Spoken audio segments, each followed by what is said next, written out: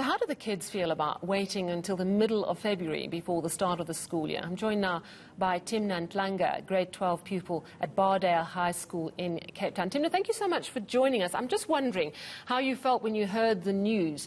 Are you bored at home, anxious about a delay in your matric year, or are you actually just delighted that you've got a slightly longer holiday? Thank you for having me first. And I'm a little bit bored at home because very long holiday, honestly. And I couldn't really visit parents throughout the whole corona thing because I didn't want to go to the Northern Cape, and infect them. So I'm a little bit disappointed. In fact, I'm a whole lot of disappointed because the schools are like literally closing. And then they said that we're going to open next month, of which I was doing grade 12, and I already felt the pressure when I was doing grade 11.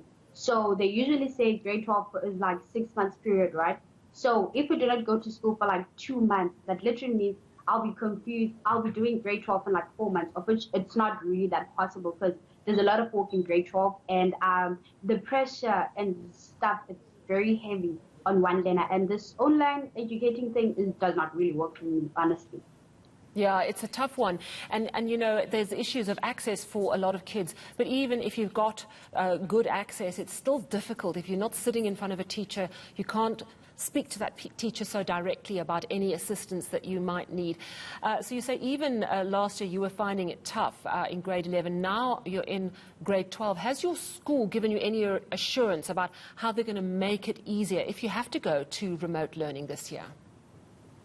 Well, usually our parents receive bulk SMSs, right, to confirm what's going to happen on the process forward.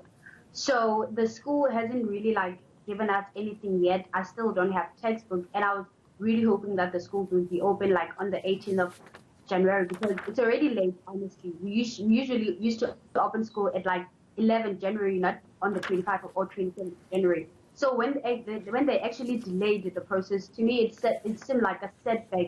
It's like they're setting us up for failure, because if you realize who exactly completes grade 12 in 4 months, that's impossible.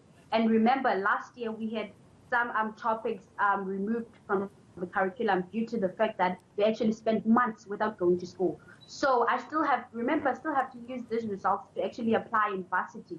So how exactly will I apply, or how exactly will I write exams based on something that I've learned for over 4 months? That's quite impossible for me. Yeah. And not only for me, but for every single child. And there's also this thing that we do not really have enough textbooks at school.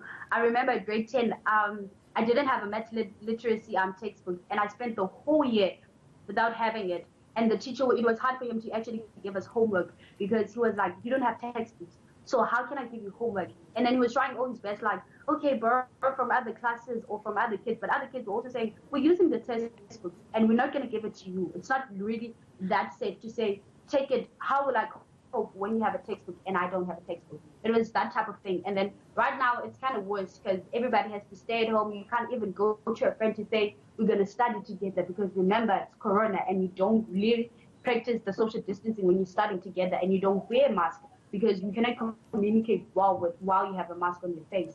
It is such an incredibly frustrating year, and grade 12, of course, is meant to be the pinnacle year, and a very exciting year, although very anxious, of course.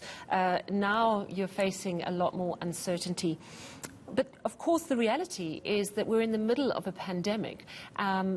Do you think that even while it's frustrating, it was the right decision, bearing in mind the numbers and the fact that the second wave is worse than the first? Honestly, I still feel like it was a bit of an unthought decision, because last year it was there, right? We all learned on how to actually protect ourselves. We have to practice social distancing, wear masks, and also sanitize regularly. So at school, we sanitize when we enter the school premises, right? And then they usually check our temperatures, and then we go to school. And we practice social distancing, and we wear our masks. But of course, school kids are going to be like school kids. But however, probably if the government had spent more time on trying to implement a new strategy, because they've tried the online training learning last year, and it didn't really work out. A lot of students were actually complaining, even varsity students. So they should implement a new strategy by taking the money from the government that is funded, right, from the education department. And also try to buy every single learner in high school a tablet. And also they could implement Wi-Fi in the areas that we live in. And then when students log into that Wi-Fi, they can use the SMS number, which of course will only be available to high school students. Yeah, those are really good suggestions. And I think you're so right that what's been happening with this pandemic is it's highlighting why we need to get internet access really rolling quickly. And I just, you know, I think it's such a difficult time that you're going through. But what big lessons are you learning about life and about how to cope with the challenges that life throws at you? Honestly, there's a lot that life throws at us because we're teenagers, right? We face peer pressure and a whole lot of stuff. But what I've learned last year is that life is short. You should be grateful for every opportunity that you have. Not only that, but you should also spend some quality time with your family because you do not know when they might be gone because life is unpredictable, right? And also that you should take every opportunity you have and prove yourself no matter how difficult it is. And not only that, but you should also focus and try to do your best so that whenever you fail, you know you've done your best. You've done good enough and you've tried your best. If it doesn't work out, it doesn't work out. But if you feel like you need to try again and do some time. Yeah, absolutely. And I can certainly see that you're a spirited young woman who's going to go really far. You're not going to let anything stand in your way. And I just want to wish you the best of everything for your grade 12 year. It's not necessarily going to be an easy one in the times that we are living, but I am confident that you will find a way to succeed nonetheless. Thank you so much for joining us this evening. That was Thimna Ntlanga. She's a grade 12 learner at the Bardale High School, which is in Cape Town.